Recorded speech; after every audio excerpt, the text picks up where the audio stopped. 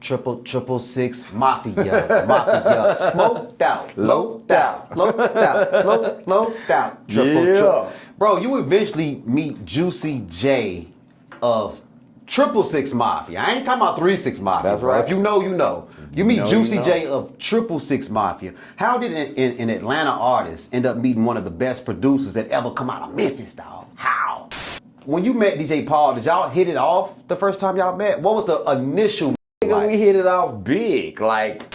With you having such a rich religious faith, were you skeptical about joining a group named 666 Mafia? Yes. Now, Paul was born with Erb's palsy in his right arm, you know what I'm saying? Were you taken back with his condition and shocked that he produced such bumping ass music despite his situation when you first met him? You know, I had songs when we fell out, I dissed his arm. I didn't even know what the condition was. When I got jumped by 3-6 Mafia, Lord Infamous was the main motherfucker throwing them hand things. I still remember he said, "This shit real. This shit real." Hold on, Rock. Slow up, Rock. We're gonna get to that next. Hey, Rock, have you ever witnessed anything unnatural, ungodly, or satanic while working with the group?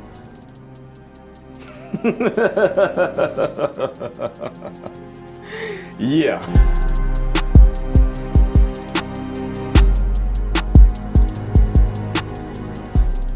Yeah, man. Microphone check, 1 2 1 2. You are now tuned into the Mafi channel. We in here with my dog, brother, one of the greatest rappers ever, man. T-Rock, man. What's going on, bro? What's happening, famo?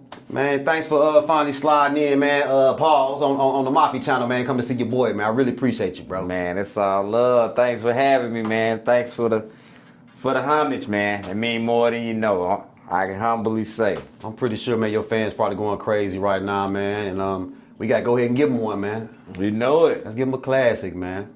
So I know it's your first time here at the Mafi channel, man. Let's start off at the top, bro. You know what I'm saying? I'm gonna go with some origins, man. You know what I'm saying? We gonna get into all the other stuff everybody will know about, but let's go with some origins first, bro. First of all, before we do all this, why don't you tell everybody how me and you met, bro? Man, how me and Mafi met, for those who don't know, Bullet Club, baby. That's our rap group. Y'all ain't know, T-Rock and Mafi got a rap group. Bullet Club, motherfucker. I know y'all know the wrestling shit, but we the rap group, nigga. We the Bullet Club rap group. Me and Mafi. You heard me? So this was long before the Vlad TV shit. We had a song called Pills, Syrup, and Weed. That's how we met. Lil Chat. Shout out to Lil Chat on the song too in the video. I'll post a link right here above our head right now. You know what I'm talking about? Player Fly in the video. Shout out to Player Fly. And Benzino was in there too. Damn, Benzino in the motherfucker too. Shout out to Benzino. Big shout out to Benzino. All-star cast in the video. So that was the first song we did together, and the chemistry was just so dynamic. We just kept making songs, you know what I'm saying? We could have called ourselves the Corona Brothers at that time. Right. We were Corona crazy. Because we would drink Coronas like a motherfucker. Man. And we just used to write songs. Like, just fuck around, just write songs all day when we had time. When we wasn't grinding, we would just write songs. So, and y'all go ahead and look up that Pill Something Weed. It's still on YouTube right now. PSW, Pill Something Weed, Mafi featuring T-Rock, man. Yeah. For sure. And so we just decided to don the name the Bullet Club. Shit. And the rest is history. You know what I'm talking about? We dropped the album, Heat, you know what I'm saying? We went our separate ways. My brother did his shit on his business. He handled his business on his podcast and all kind of cool gangster shit that we ain't gonna talk about. I'm on the rap shit, you know what I'm saying? But we still Bullet Club. We still locked in, man. Shout out to T-Rock. Appreciate you, bro. Hey, I'm gonna keep it real with you, bro. When I first heard about you or heard your music, I'm like, damn, this nigga cold, right? And I'm, you know I'm from Memphis, you know what I'm saying? Sure. But it's like, to me, you always rap like a Memphis nigga to me. But tell all my viewers that's not familiar with that, where are you originally from, bro? I'm from Atlanta. I'm from ATL. ATL born and raised, baby. Look, we was just kicking the shit. Like, my family is from Pensacola, Florida. Shout out to Roman Reigns. We was just talking about that wrestling shit, right? Roman Reigns, Pensacola's on. I would have been from Pensacola, Florida, but my mother fled to Atlanta. My uncle was here in Atlanta residing, and I became a Grady baby. So my family is mostly Pensacola and Memphis. You know what I'm saying? My dad's side is Memphis all day. That's how I was able to get the Memphis connect with the music. Because years later, once I started making records, I was able to reconnect with my Memphis side of the family. So you see how God can even just orchestrate stuff. I feel like I was just joking with you. I told you I'm a Moses baby because my mama ran. You know what I'm saying? I would have been from Egypt, which is Pensacola, Florida. No disrespect, not saying it like that. But she fled. And that's how I became from Atlanta, Georgia, ATL zone. You know what I'm saying? So yeah, I'm definitely a Moses baby. Came back, grandma was like, give me that baby. My mom was like, you ain't taking my baby. You know, and she bared with my shit. Thank God for that. Now, you went to school here. Did you go to school with Young Jock? I did. We went to Banneker High School together. Shout out to Young Jock. Look, this is gonna go right back to my mama. My mama's a gangster. One time, Young Jock was locked up. My mama helped him get out of jail. My mama used to work at the jail system. You know what I'm saying? She looked out for a lot of my thugs. They'll tell you. See, this the other side they don't want to talk about. How gangster my mama was and how many thug niggas she looked out for that she could have swept under the rug. And Young Jock was one of them. So look, last time I seen Young Jock, right? Shout out to Jock. You know I'm telling the truth, nigga. I love you. It's been some years ago. But I was dating a girl at the time, and he was dating the first girl from Love and Hip Hop. Rest in peace. I can't remember her name, but rest in peace. She was the first girlfriend he had on Love and Hip Hop. But she was good friends with my girlfriend at the time. And my girlfriend was like, we finna go to Young Jock party. I'm like, shit, fuck it. Yeah, that's my partner. I ain't seen him in forever. I get to the party. First thing Jock say, what's up, nigga? Hey, your mama told you what happened? Hell yeah, she told me what happened, nigga. She looked out for him, though. You know, and that's just real shit. Shout out to Jock. And see, Jock, one thing about Jock back then, I gotta say this. Even before the rap, he was always talented. He was on the Jenny Jones show years ago and all kind of cool shit. Before the rap, we knew he was gonna be a star. You know what I'm saying? And not only that, he was so cool, I used to rap. I wanted to be a rapper, you know what I'm saying? And he told me even back then, boy, you gonna pop. You gonna pop. So it was always genuine love with Jock. That's dope, bro. You say your dad's from Memphis, so did you spend a lot of your summers in Memphis? Yeah. That's how I was able to break in with 3 6 Mafia, them summer trips, because, okay, my first encounter with 3 6 Mafia was a summer trip. Oh, we gonna get into that. 16 years old. So like I would go to Memphis, you know what I'm saying, soaking up music, reconnecting with family that, you know, I never knew really existed. And once I found them, you know, when you find jewels, you wear them. You know what I'm saying? So you can see Memphis all over me. You know let me ask you this, because I never really asked you this, but I think I know. Do you have any siblings, bro? Yeah, I do. A lot of people don't know because I'm my mother's only child. I'm a single kid as far as my mother goes, but I do have a brother and a sister. Oh, wow. You know I don't know if I knew that. Yeah, from California. My brother and sister from California. LA in the building, West Coast, baby. West Side. Let's get into some of this rapping, bro. When did you start rapping, though, bro? I know it had to be at an early age, but when exactly? I say I got serious about it around 11 years old. You know what I'm saying? 11 years old. Because look, see, a lot of people don't like to talk about this kind of shit, but we gonna go there. MC Hammer used to be my favorite rapper, nigga. What's up, Hammer? Nigga wanna downplay you, nigga. What's up, Hammer? I love you, nigga. MC Hammer was my biggest influence because, like I told you, I'm from a household, I'm not gonna say that's wholesome. We all come from wholesome households, whether you're from the ghetto or not. Niggas don't like that word, but my mama didn't want trying to let me hear that cussing shit. I used to sneak to listen to that shit, you know, and NWA and shit. Yeah, I had to sneak to listen to you niggas. the first record I ever had with cussing in it was the Menace to Society soundtrack. Shout out Spice One, nigga. You remember when we met? Look, met through Mafi, Bullet Club shit. Mafi had a song, Spice One, but Spice One was the first gangster motherfucker I ever heard that make me want to do it like that. But before that, it was MC Hammer. You know what I'm saying? MC Hammer all day. We do the dances, study his music. Man, Hammer was cold. Hammer was the shit. I'm gonna tell you how deep it was. This when I knew I wanted to be a rapper and the shit was real. I used to go on trips with my mom and them. They had a choir, the Atlanta Masonic Choir. The leader of the Atlanta Masonic Choir was Wilbur Lemons. He was the director. His son was Kevin Lemons. Kevin Lemons ended up being a great gospel artist. Rest in peace. He passed away. But I used to have visions. I was MC Hammer.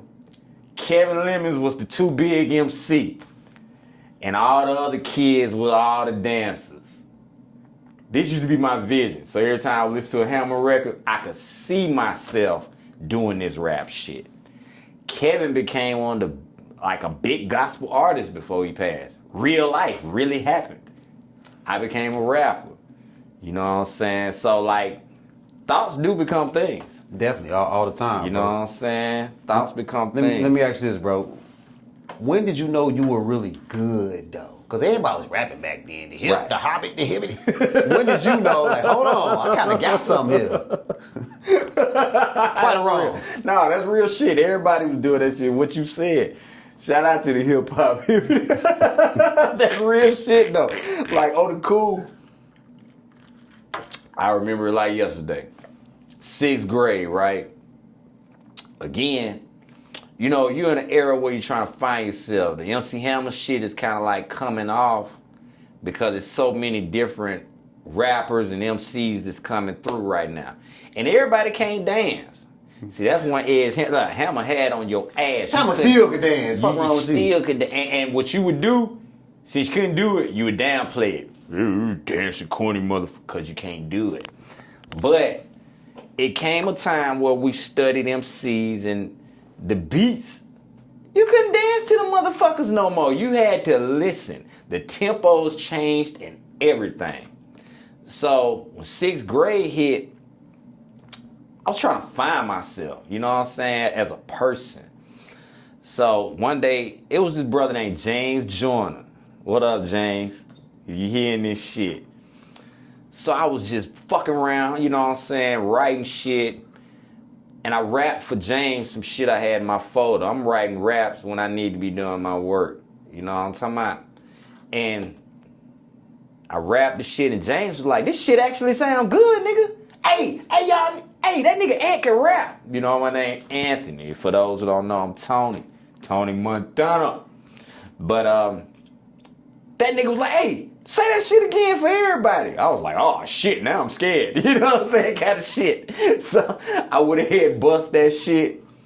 And the whole class was like, that was tight. Now keep in mind, just about a month ago, I tried to sing Shy If I Ever Fall in Love. And all the niggas booed me. All the niggas booed me. Oh, boo, motherfucker, boo. Y'all remember that shit? So the same niggas who booing you, like, hey, nigga, that shit is really good.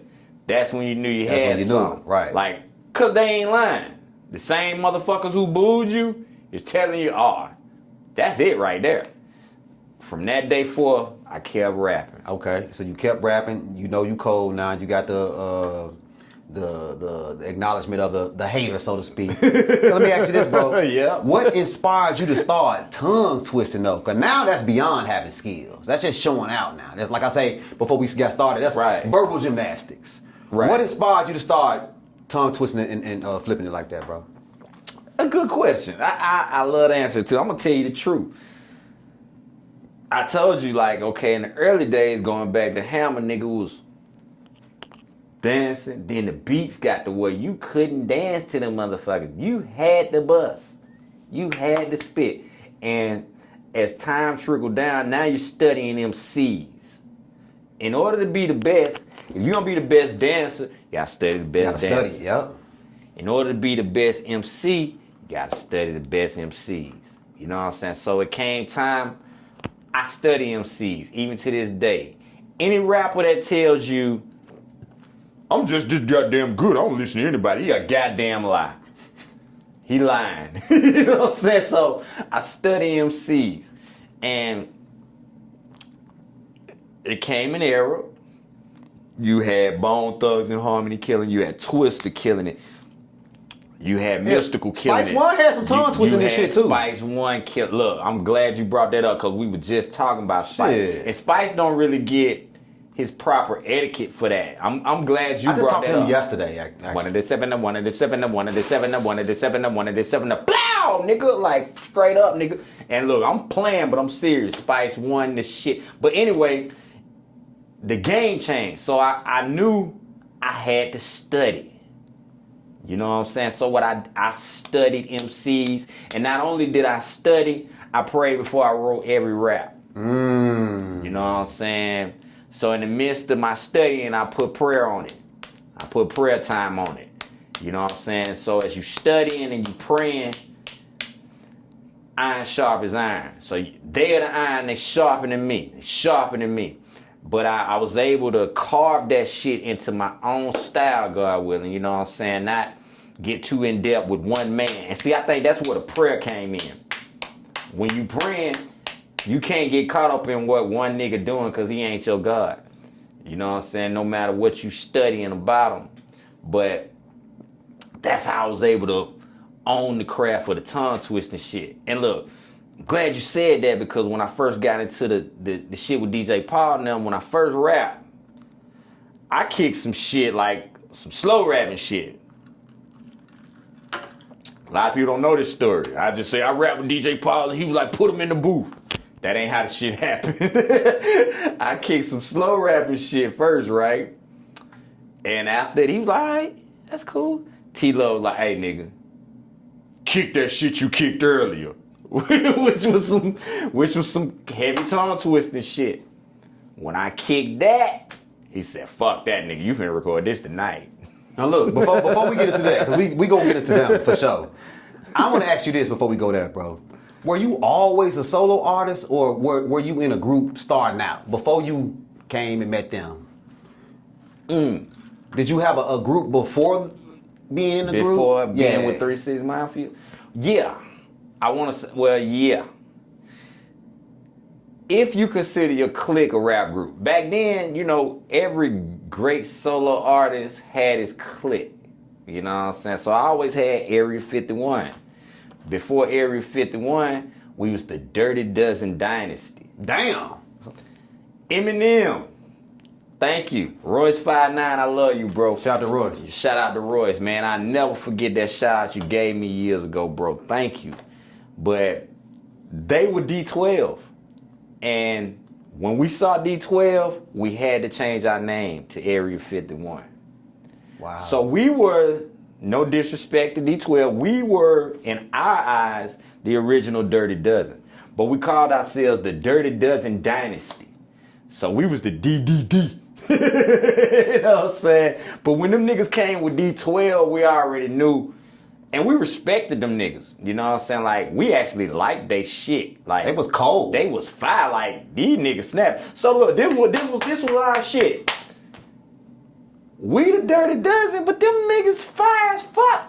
Like, and we liked Eminem, and we loved Dr. Dre. So we looked at it like, at least they wearing the name well. If you gonna take our shit, wear that shit well. And them niggas wore that shit and they wore well. The hell out that motherfucker, they wore bro. that shit well. So Odd One came up with the name Area 51. Shout out to Odd One. A lot of people don't know. Odd came with the name Area 51. We became Area 51 when we saw them niggas with D12. And that's the story of my rap group. Let me ask you this, bro, because I know you in real life, you know what I'm saying? For my viewers that's probably not familiar with T-Rock for whatever reason, let's go over this real quick. Why is your faith so strong in God, bro? Where did that come from? I think that's amazing about you. Where did it come from initially? Well, Humble myself. Thank you. I would say it's family rooted. You know what I'm saying? Even the word of God says, train up a child in His word.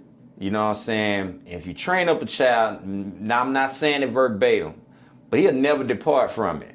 If you train the child up in these roots, he'll never depart from it. Now, what I have seen in life, whatever you train a child up in, for the most part, they won't depart from it. So it ain't just the word.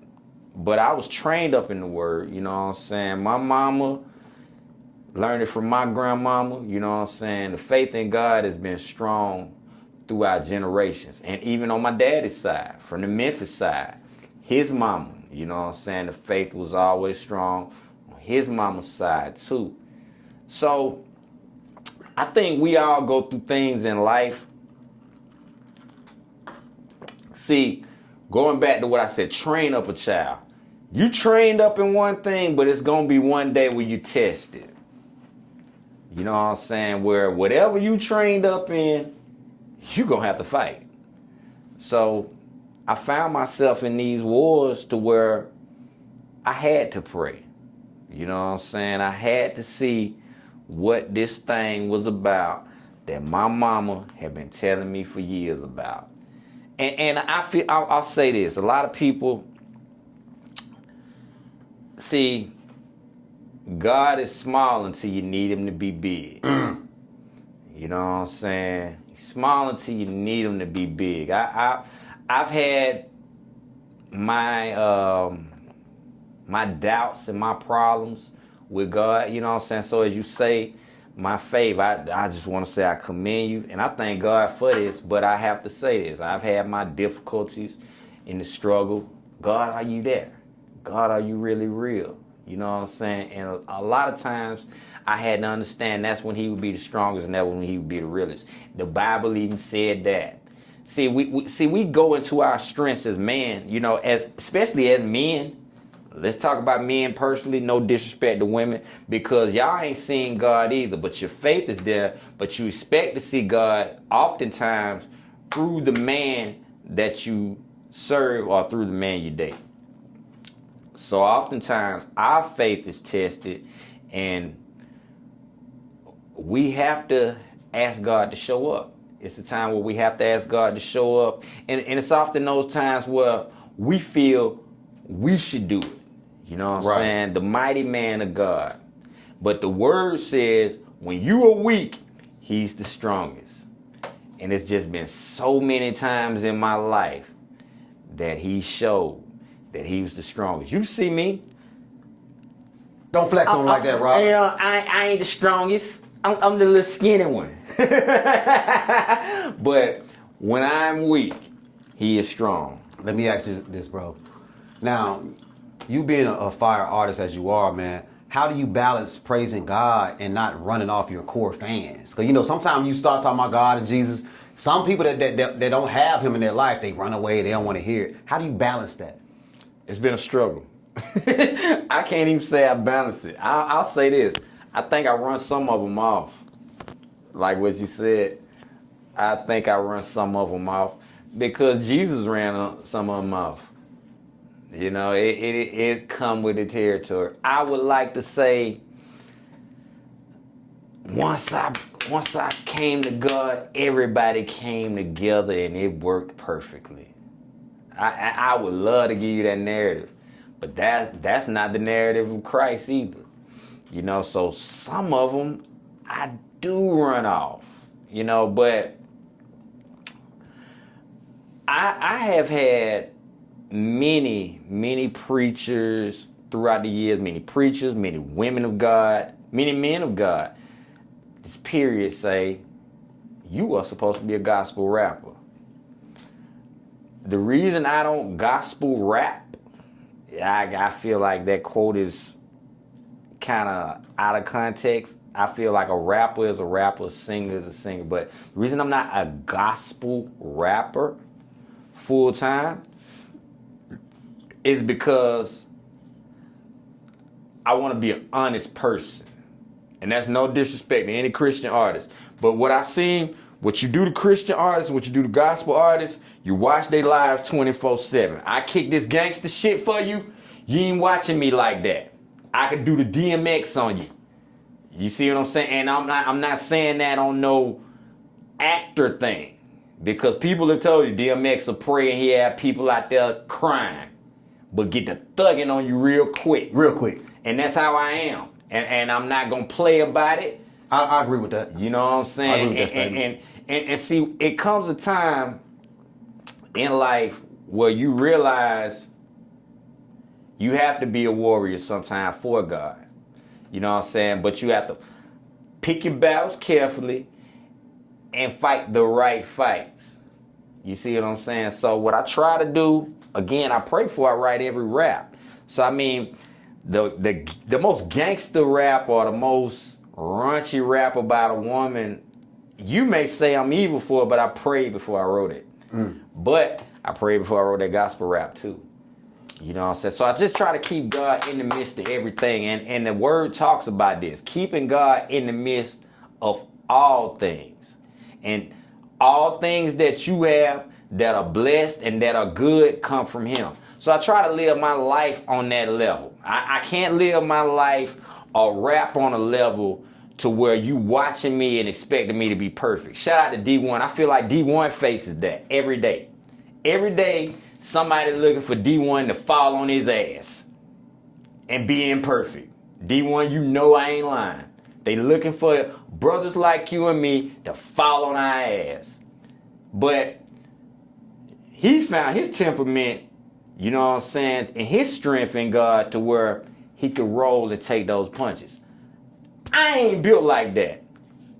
You get gangster with me on the wrong level, I'm going to get right back with you. No, we got to calm you down. You know what I'm saying? I'm going to get right back with you. So, with that being said, again, all prophets, all preachers, all brothers and sisters who are on that level, trying to get to that level, I think we need to pray for them and not pray on them. Stop waiting on them to fall on their ass and pray for God to keep them up. Let's do this, man. I think this is why a lot of people here, man.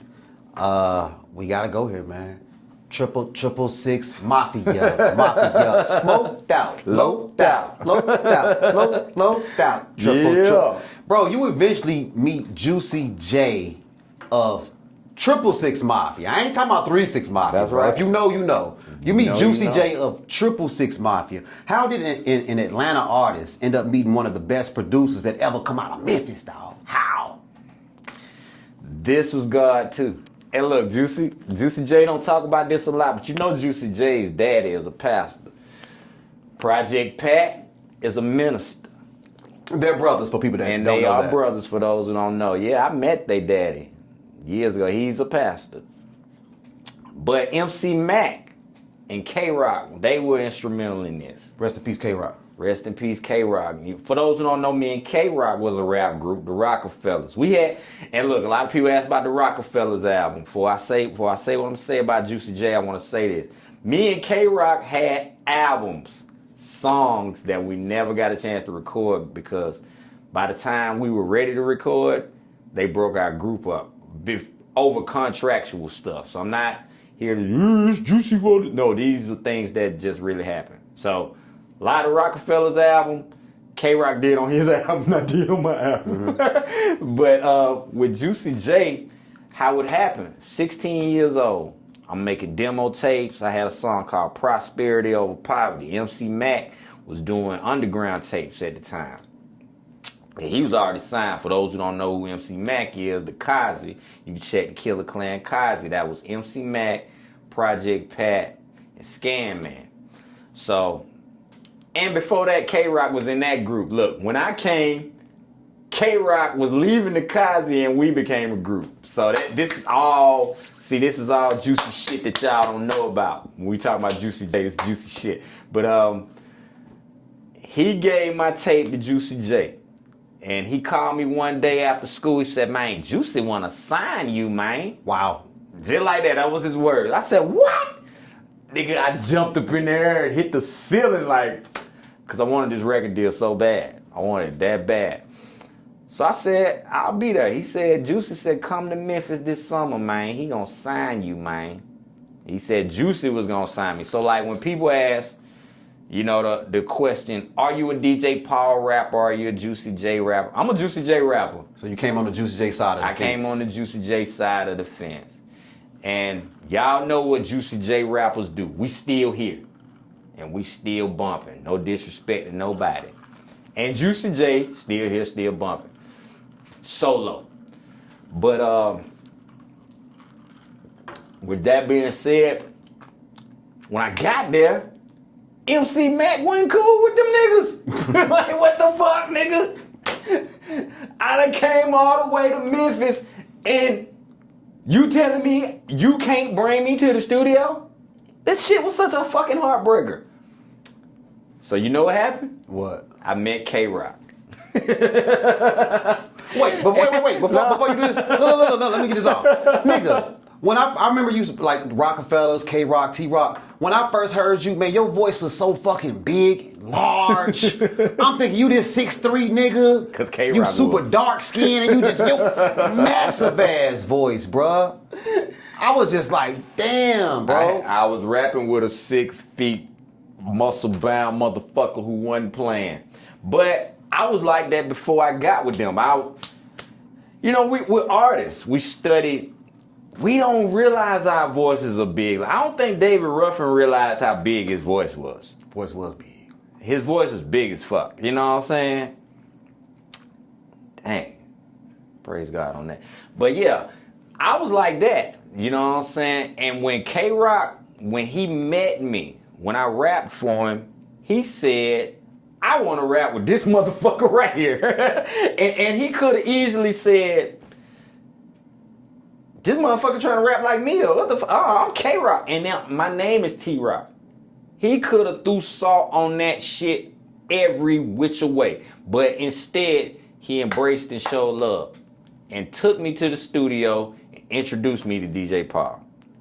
Now look, when you met Juicy J, what was Juicy J's personality like when you first met him back then? Look, and that's the weird shit. Like I said, I met DJ Paul first, even though I'm a Juicy J artist. So Juicy came in second. After I met Paul, I rapped for Paul first. Juicy come in second. Oh, you the nigga on demo tape. You know what I'm saying? Kind of shit. But by this time, now, you know what I'm saying, I was being embraced. So I finally meet Juicy J right after I rap for Paul. Then we go right in and do Bullet with Your Name on it. Wow. First song I ever did with him. Yep, we did Bullet Is with that Your Name on it. They call me T-Rock. I wanted the light to the fullest, surrounded by nothing but confident luxury, steadily sipping on Hennessy with my feet prop. I said, this nigga cold. I said, what's this nigga? That's that song? That's it. Nigga. So look, I got a story about that. That was K-Rock's solo song. See, this is the sacrifice of K-Rock that people gotta respect when you talk about T-Rock. And a lot of people ain't gonna tell you. I'm gonna tell you. You gotta respect the sacrifice of K-Rock when you talk about T-Rock being here. That was K-Rock's solo song. Song was already done, had 2 verses on it. It wasn't Bullet with Your Name on it yet. It had Biggie Smalls sample, which I thank God they changed. The fuck 'em in the ass and throw 'em over the bridge. That was the sample. That's the hook? I'm glad they changed that. DJ Paul changed that. Damn. Pause. Fuck 'em in the air, fuck 'em in the air, No. fuck 'em in the ass and throw 'em over the bridge. Supposed to rap after that? And I'm supposed to rap after that. But that's what they gave me, but that's how determined I was. I ain't give a fuck. I'm finna snap and kill this shit. And that was Bullet with Your Name on. So K-Rock had 2 verses. They took K-Rock first verse off. Said, we gonna get T-Rock the first verse. So that was the first Rockefeller song. It was a real Rockefeller song that y'all never heard. Before it could come out, before it could be released, when Nick got out of jail, they owed Nick K-Rock. They owed Nick K-Rock and Endo G for some contractual shit. And they stepped to me one day and they asked me, they said, do you want to be solo or do you want to be in a group? Because K-Rock finna go, but we keeping you. And it was just a blessing. Like, see, A brother who bring you in and get thrown out, I won't forget that shit. Cause I know how bad I wanted it. But I never wanted him to be thrown out. You know what I'm talking about? That's my nigga. I love him.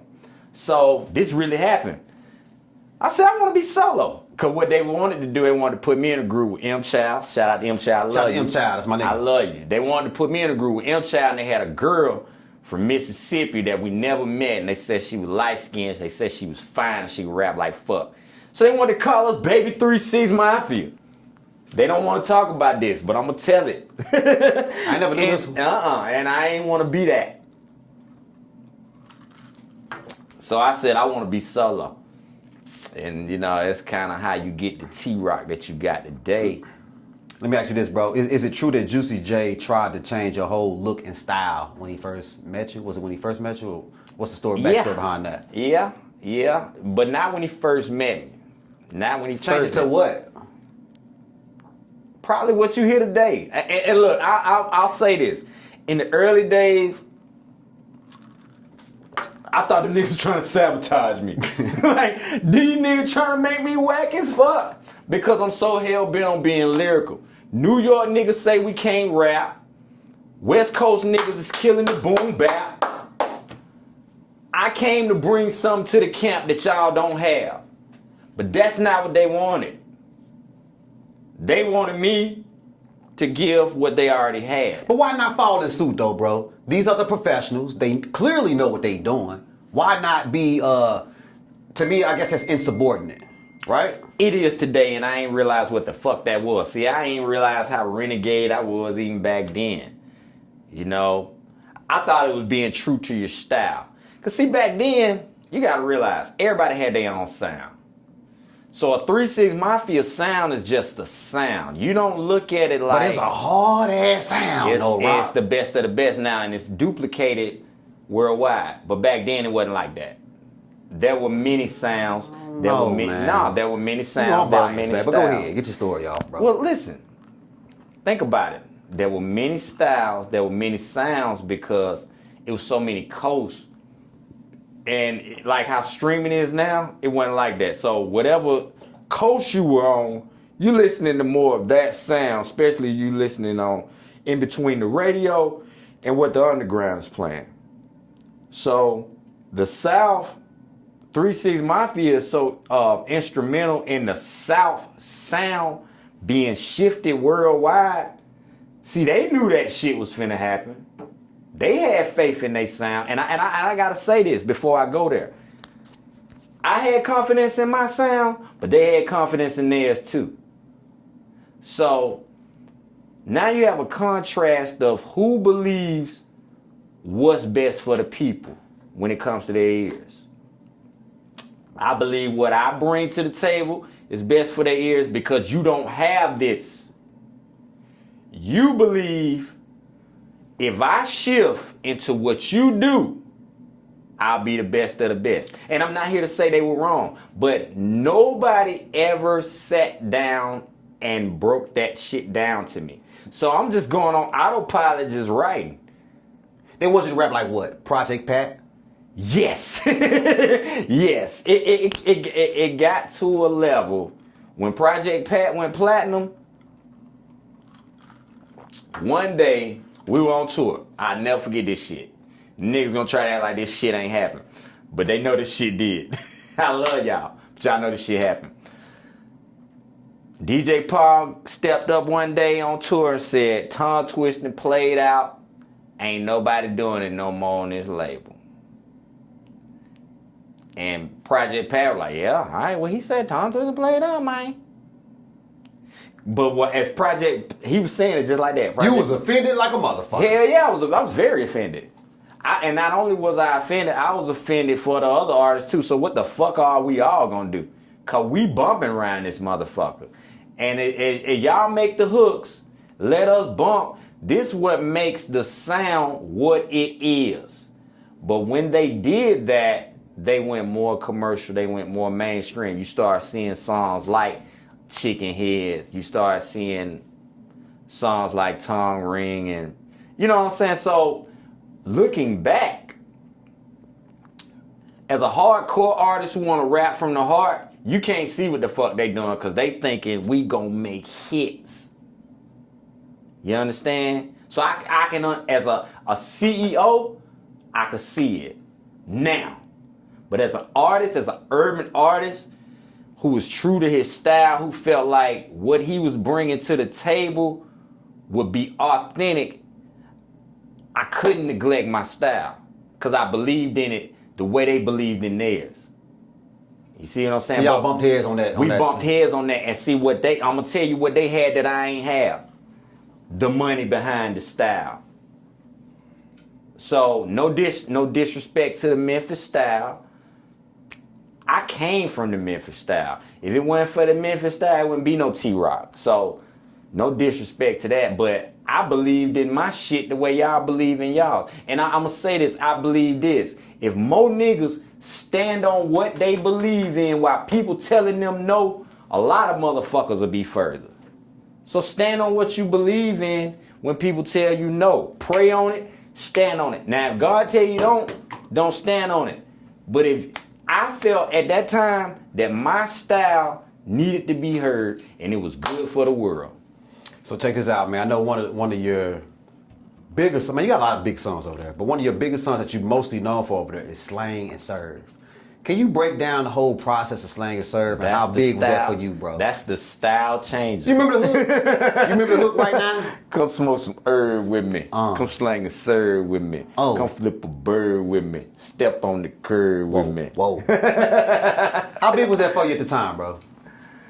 Man, that was the style changer. That song, do you want to know? Well, I think I've told this story before, but I'm going to tell it more in depth.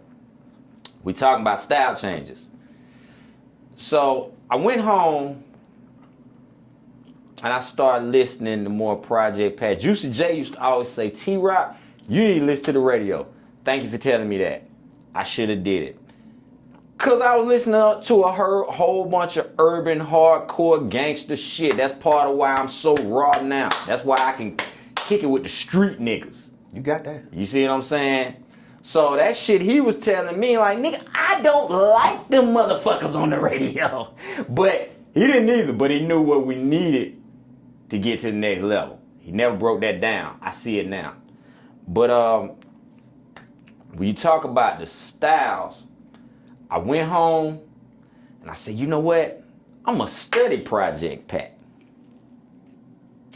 That's how you got ATL niggas. If you listen to how I rap on the song, I went home, I said, I'm going to do what y'all want me to do. But after I did it, I listened as they were playing. I said, this has got to be the wackest shit I never wrote. No, I said this to my, and Juicy J said, T-Rock that came back bumping. That nigga hard as fuck.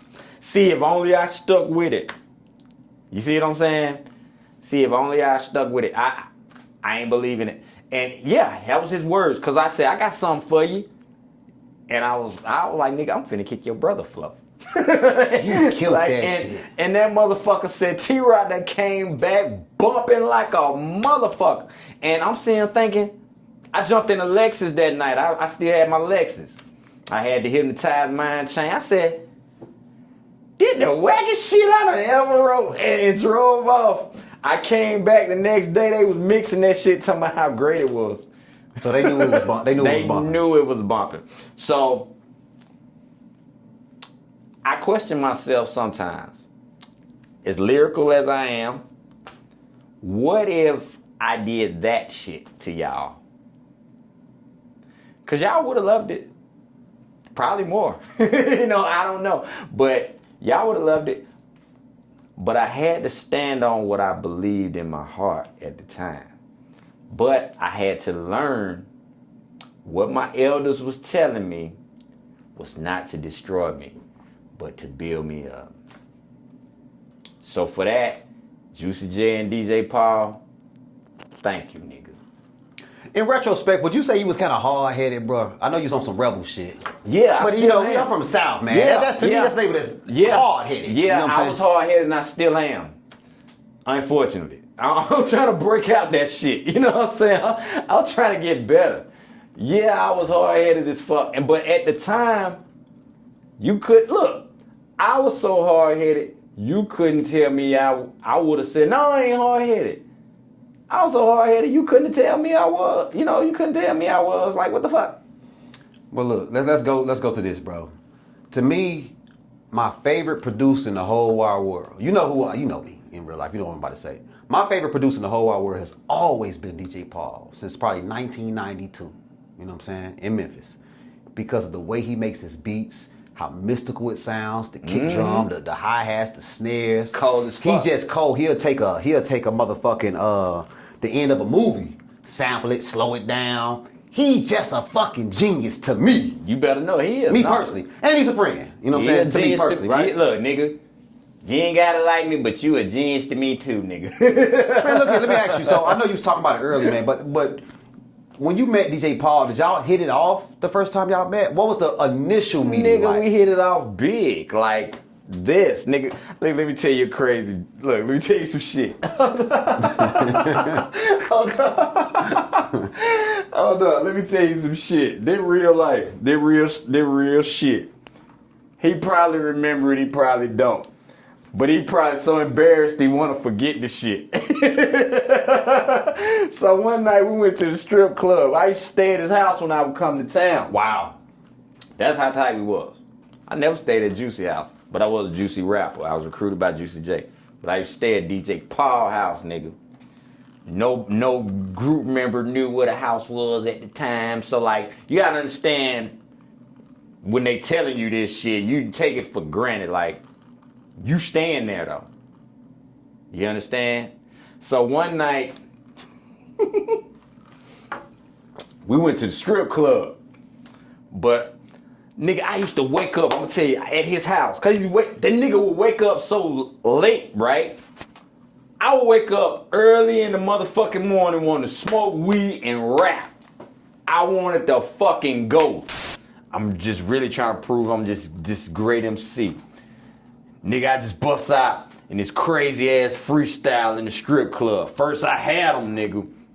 I was going. And my voice, you already know I'm kicking with intensity. Then I lost it. Cause I was drunk as fuck. Drunk as a bitch. Like, what the fuck? It's like, what the fuck am I saying?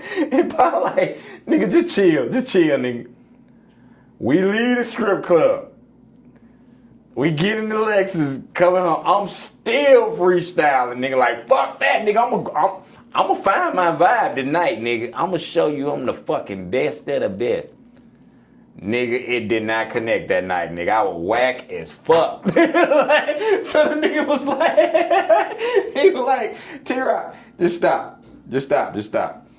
But that night, I'll never forget, man. And really, that night was a game changer because it made me want to write harder. I realized, like, okay, because niggas is big on freestyle. Right. And I'm not discrediting anybody who is good at freestyle. I know some niggas who will freestyle your ass on the table. I know niggas who will freestyle their whole song.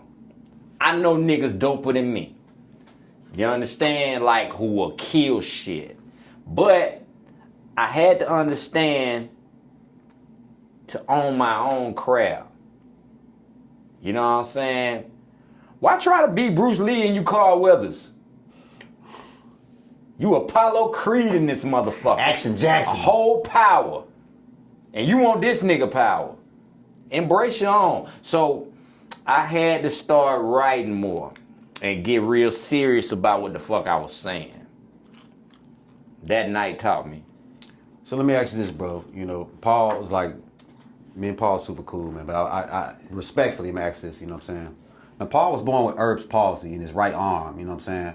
Were you taken back with his condition and shocked that he produced such bumping ass music despite his situation when you first met him? You know, I had songs when we fell out, I dissed his arm. I didn't even know what the condition was. You know what I'm saying? And so for that, I'm sorry, my brother. I shouldn't have did that shit to you. But you know, when you in the heat of battle, I'll say rap battles, back then, anything goes, nigga. You got more money than me. You a Mafia nigga. You kicking niggas around. This was my shit. niggas is intimidated with you with all these disabilities. So I'm gonna attack. But was it impressive that, like, okay, he got this going on, but he's like so bumping, he's doing all this production stuff? What was your thoughts on that aspect of it? Well, at that time, I never seen him produce anything. I'll be honest. I never seen him make a freaking beat. I just heard. But it came times where I did see him do drums and shit. But I ain't seen him play a key. Never seen him play a key. So how you and other people feel may not be that impressive to me when it comes to that. Cause see what I did, I'm gonna be real. When them niggas drop me, I start playing keys. I start making my own beats. And I ain't had no motherfucker in between replaying shit. That's where the Lil Pat shit came in. That's what Kurt Wagner and all them niggas who don't get credit come in. So, Paul, I love you, but big shout out to Kurt Wagner and Lil Pat, because a lot of them niggas, they don't get they props on drum they gave props on drum programming, but them niggas played keys.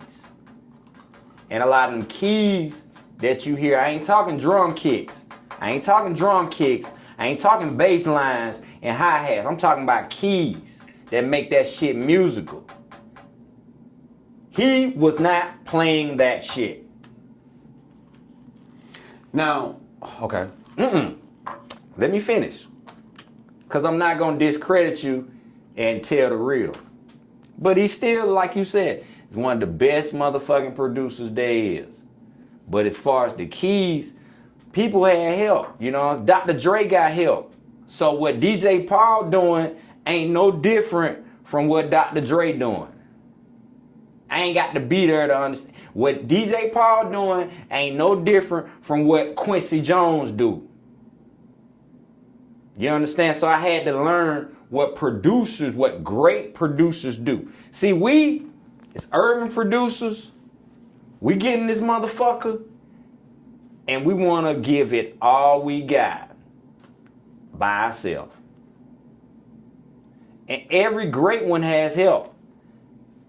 But it's almost like a war being fought. You got soldiers cutting heads off. You got soldiers blowing niggas' legs off. And them niggas don't get no credit. And they say, you did it all. That is a problem I have with this music industry. So what DJ Paul did ain't really wrong. You know, so thank you, Paul. Like, nigga, you still phenomenal. Because if I understood how the game went and how the game was to be played, I would have played it differently. It's like Ric Flair versus Dusty Rhodes. Ric Flair knew to cheat to win. Now, maybe them niggas came along when they got the record deal. But back then, man, when Paul was making like sucker nigga dick. I don't think them niggas was around, bro. You don't think the key players was around? Look, that may be true.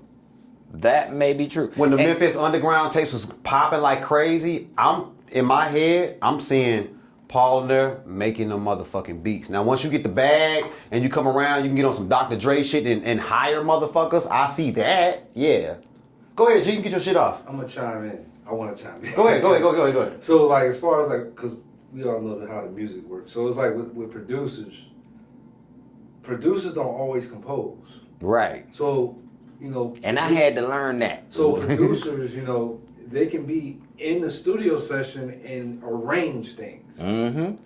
You know, so that's what thing. Juicy used to do. Play it like this. That's one thing. Play it like that. So that's a producer. So a composer, the composer is actually the ones who press the keys, things of that nature. But some producers do both. Like, I'm kind of, in that fact, I do some of those things too. But it's like with being a producer, it goes to like piecing things together, or even sometimes you can be in a session with artists and you can be telling them lyrics, and you know what I'm saying, like you're a part of that. So it's like, and see, no, not to cut you off. That's what I had to learn. about production. That's why I brought up Dr. Dre, Quincy Jones, and etc. Because I had to learn that's how producers work. But I'll be honest, when I left, I got on keys. I ain't know how to play no MP3. I made my beats straight off of Trinity. Didn't understand tempos. I slowed tempos down, sped them up, knew what I had to hear in my head. So in my opinion, because I ain't had nobody replaying nothing, listen to the Mr. Washington story and a lot of my older records. I produced from top to bottom with no experience. And I'm not here to toot my own horn. What I am here to tell you is the truth. You know what I'm saying? And I had to learn, if I understood how production worked, maybe things would have been more differently. And look, I would have did the same thing. But at that time, what y'all saying, I wasn't trying to do. Because we was like, look, we some real producers. We some real rappers. So look, a lot of you artists, y'all know what I'm talking about. We some real producers. We some real rappers. But what you up against is real money and real experience. Let me ask you this, bro. Now, when you see on the artwork or read the album cover on the inside, produced by DJ Paul and Juicy J. Now, you being on the inside of Hypnotized Mind, what does that mean? Did they take turns making beats? Like Paul gonna do the drums and Juicy gonna do the scratching? What does that mean? Or did you already establish that what you just said? Well, see, that was the thing. When you talk about business, a lot of that shit was so ironclad back then. You see produced by DJ Paul and Juicy J. Some beats, Juicy would compose with who y'all would say, you know, the composer. And some beats, Paul would compose with the composer.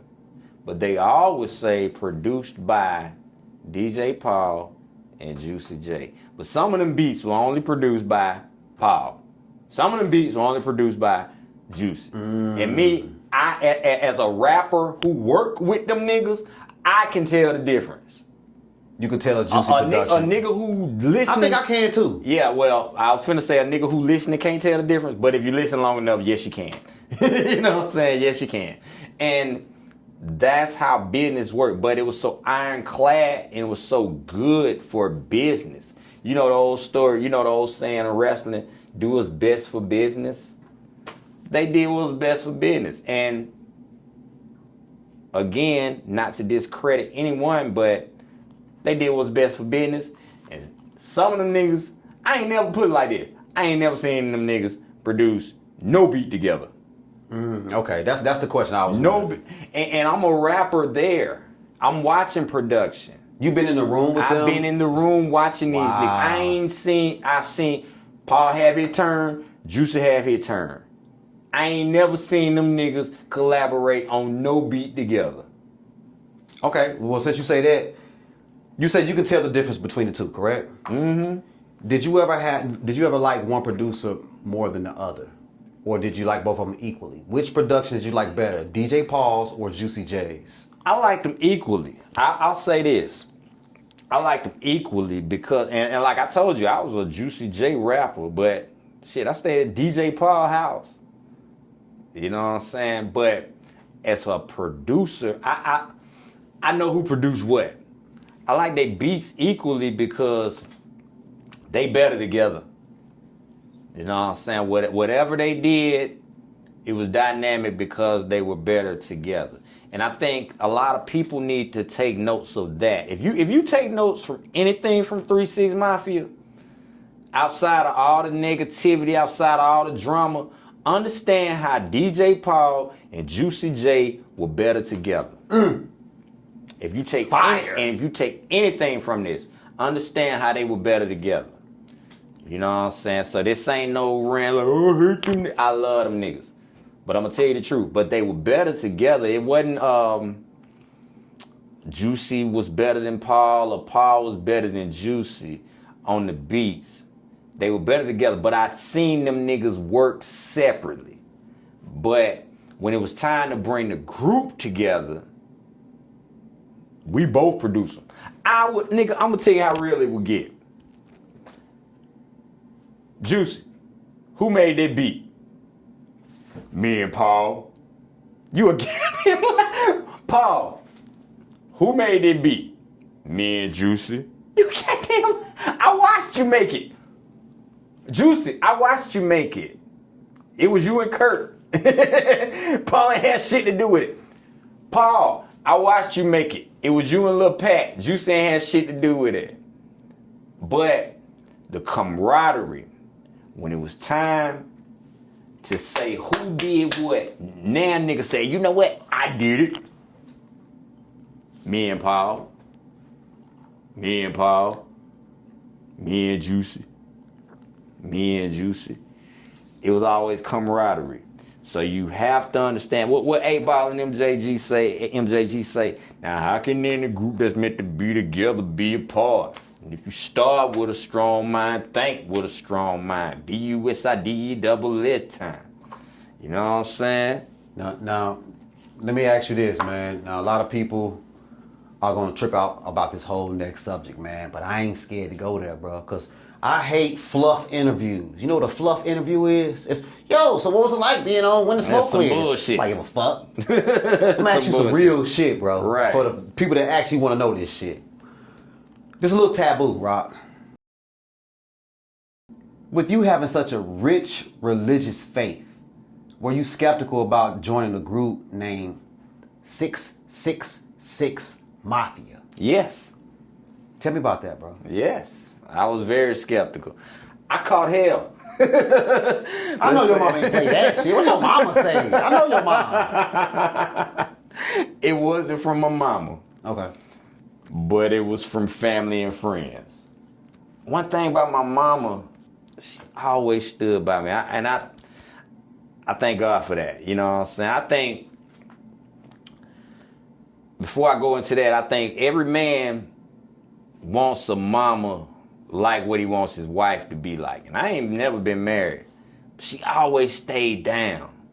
Even when she could have, like, she'll tell me, hey, this ain't right, but I'ma ride. She always stayed down. But my friends and family, Odd One, for example, let's talk about the story. When they signed me, they wanted me and Odd One as a group. They really wanted some Outkast kind of shit. Like a duo from Atlanta that they can do a 3-6 Mafia vibe to. You see what I'm saying? So I wasn't the only nigga on MC Mac tape. He put Odd One song on there too. So they wanted me and Odd One from Area 51. Odd One, I love you. He didn't come. He was rapping with this guy named Doodoo Brown at the time. Doodoo Brown is a comedian, not the Doodoo Brown. It was another Doodoo Brown. He's a comedian, but he was also a rapper too. So them niggas had like tapes in stores and shit already. Me and Odd was on each other demo tape. He told Odd, Doodoo Brown told Odd, I don't want your boy. He sound like he's trying to out-rap you with all this intense voice shit. Yeah, that was the narrative. It hurt. That hurt. But I was happy for my partner. That's what you do. You know what I'm saying? You don't like my shit. No. You like my partner though, right? Because we came to get record deals. So they didn't let me on the record. I get the record deal with 3-6 Mafia. It's him and this nigga named Sandman, another rapper.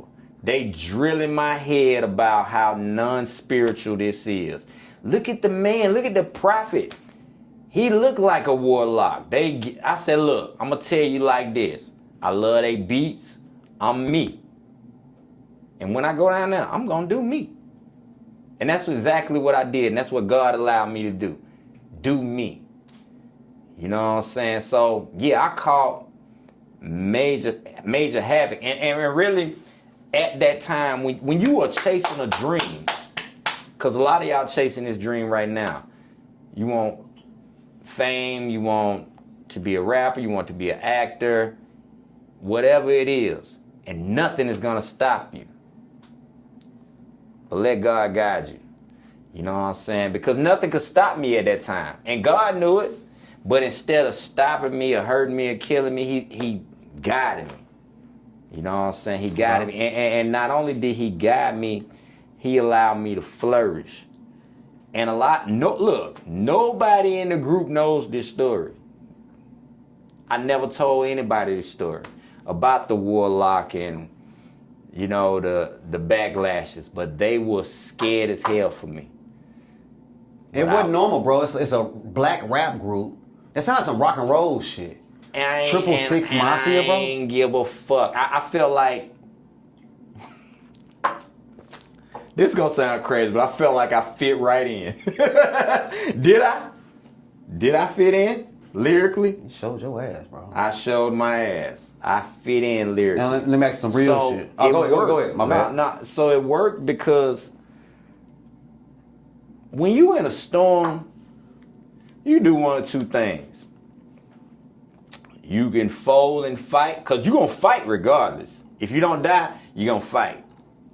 You can fold and fight in fear, or you can say, I fit right in. God help me flourish. Every day, that's part of where praying, you know what I'm saying, before I write raps, I think that's part of what helped that. To the greatest MC in the world, he or she, start praying before you write your raps.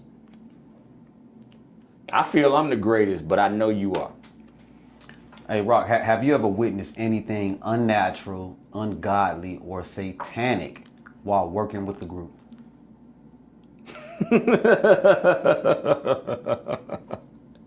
Yeah. Yeah? Yeah. And I'm not here to say anything bad. I'm here to... I'm asking the questions. We're going to talk funny, but we're going to talk real. We talking real. So I'm going to talk, like... I've never seen any ugly rituals. I ain't never seen no stuff when they was talking about the Ouija boards and shit. That was the early shit. I ain't never seen anything like that. But one night in Miami, it was me and that nigga Project Pat, nigga. Shout out to Project Pat. And we was with the porno star named motherfucking Mary Jane, nigga. That nigga Project Pat so player, that nigga was like, fuck it. T-Rock, stick with me tonight. We finna fuck this bitch. Like that was his words that night. So, check it out. Shit going marvelous, nigga. Me and Project Pat and Mary Jane, the porno star. Now keep in mind, I'm about 17, 18. I'm young as fuck at this time. Like, in my bag, in my mind, like, I can't believe this shit. Pat like, nigga, chill, nigga. He over here with the bitch. I'm over here on the side. We both with the bitch, like almost like a porno movie. You know what I'm saying? Leaving to knock this bitch down. Here come Coos the nigga. Here come Coos the nigga. Nah, nigga, this is real story. This is real shit. Almost interfering in the wrestling match, nigga. Where the fuck you come from? We love you, but where the fuck you come from this time? Fucked it all up. Fucked it all up. I get back to the hotel. Coos the nigga come in the hotel. Venting and crying and shit. I'm like, what the fuck is going on, nigga? What's wrong? And he told me some wild shit that night about some satanic shit. And really, I'm gonna be honest. I thought that nigga was drunk and venting. I was like, what the fuck, nigga? You drunk as fuck. You need to sleep it off. I tell Paul and them about it. They laughed the shit off. Next morning, you know. But I'm telling, hey, that nigga was tripping. He stay like that. He be like that. You check his last few documentaries and shit. You see how he felt about, you know, the world and shit. So, I have thought about that situation many times. Cause at first I was like, nigga, you fucked up by pussy. Man, what do you nigga. say, man? You fucked up by pussy, nigga. That's why I'm mad with it. He got to talking about, he vented so fast, I'm gonna be real, I can't recall everything he said because he was talking so fast. He was talking so fast, that shit was ridiculous. But I do remember him saying some shit about the devil and we did this for the devil and that for the devil. And I'm like, what the fuck is you talking about? Especially with me. Like, we gonna talk, you know. You talk about my connection with God. So I'm like, I'm blowing him off. Because at that time, now I'll say this. I don't put it like this. The devil can't hurt me. I understand now, you know what I'm saying, influences that the devil can have. But faith, and Jesus talk about this. He says, you know, y'all got to come in with faith like these kids if you want to get into the kingdom. So I was there. And I think we all need to go back there. But at that time, nigga, I laughed like, nigga, what are you talking about? Like, because my faith was there. And I thought the shit he was talking was hilarious as fuck. But he was venting and crying that night, and he referenced some stuff about they did for the devil. They being the group? Yeah. Okay. You know what I'm saying? But he didn't go into names, he didn't go into details. And we were smoking weed, and you know, cause look, my thing was this. Nigga, you just trumped us out some pussy, now you want to kick it. A porn star that. You just trumped us out some porn star pussy, now you want to kick it. So it's me and him. Project Pat ain't even in there. He in my room. It's just me and him. Then never have I seen him like this. And I'm like, why the fuck are you tripping? And I ain't understand it because that trip, that particular trip, that Miami trip, man, we seen so many motherfuckers. I was with Bootleg from the Dane family damn near the whole trip. Look, that was another story about DJ Paul because he put all the tabs from the beer, like T-Rock that drink. He put all the shit on DJ Paul tab, and Paul was mad at me because I was kicking it with him. I didn't know the nigga put the shit on your tab. I even knew he had your room number. But Scarface, it was Luke. I told you Luke was with Mary Jane. Well, I ain't tell you that part. Luke had Mary Jane and Project Pat got Mary Jane. So Luke had her at the motherfucking radio station. Mary Jane take that shit off. I'm like, this shit for real, nigga, Luke in this motherfucker. Mary Jane, nigga, porno stars, nigga. This shit for real. But the nigga Coops, the nigga, when he got to my room, he was venting and crying. I'll never forget that. But Coop, nigga, I love you, man. God bless your soul and your spirit, nigga. I love you. Well, my next question, well, I guess you already answered it, but maybe you got a different answer. Who appeared to be the darkest member of the 3-6 Mafia at that time? There's no dark member of 3-6 Mafia. Okay. It's all a facade. They all are bright as day. There's no dark member of 3-6 Mafia. But what they did, they glorified what was dark.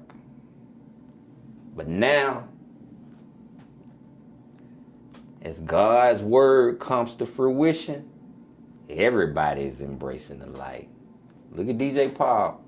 Look at Juicy J. Juicy J told me years ago, T-Rock, don't ever snort cocaine. You smoke weed and drink already. Don't be like members of this group. So I will say this to say this. I want you to understand this. We all succumb to shit. You know what I'm saying? Everybody got temptations. I won't say it's a dark member. What I would say is certain people succumb to certain temptations. That's another reason why you need God. You know what I'm saying? Because your temptations will make you look dark. When you overcome them, you'll look bright as day. Because I'm gonna say this. He's not a member of 3 6 Mafia, but if that's the case, let's talk about living motherfuckers. Project Pat could be the darkest motherfucker there is. He used to rob and mask up, nigga. Bow, bow. What is he doing now? Ministering and saving souls. 100%. So he overcame. He overcame through the power of God. So there is no dark member of 3 6 Mafia. But what motherfuckers want you to think is that they are dark. You know, it's a facade. It's entertainment. It's a facade. It's entertainment. What you got, G? But it's the thing, though. Sometimes you gotta camouflage to bring people to God. Mm-hmm. Mm.